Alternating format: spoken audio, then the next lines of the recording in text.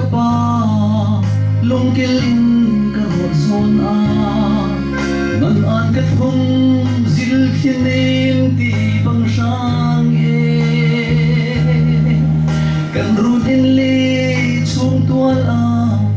tut na pisai kan phai ji asung tuk e nan tut na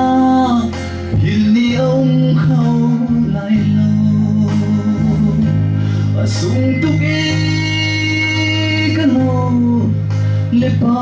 nan dot na hi thla chua za halin thla za nan cham khamo fanu fa pa kan cha chonol na in nan sung liu suy lung var cha cha na in nan dot na ga sung khun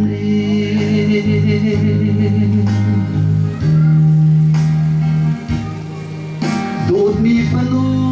fa pa cha ni fa ti rian ram ran chuan chu hi đột na sun ruan na dang mo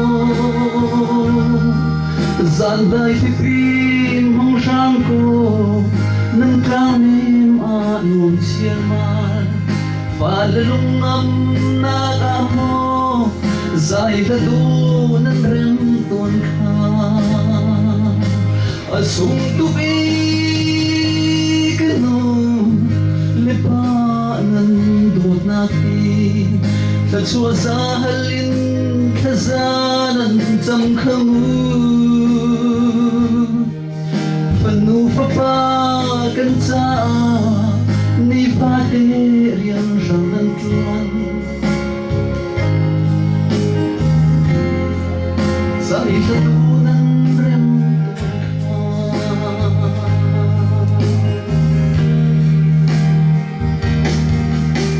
ba ko khan na khi chu kan cha asung tu e chu lei dot na zun ruan na dang na mo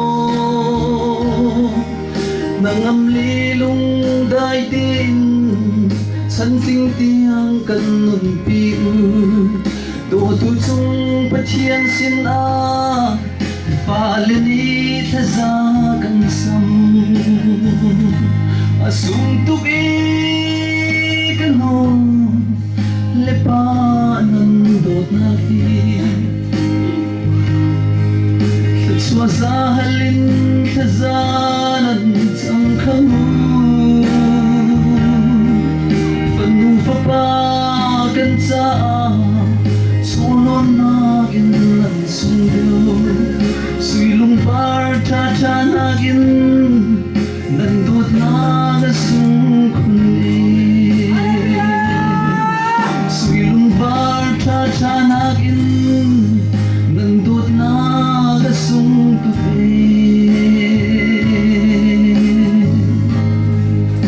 Oi, Padre José.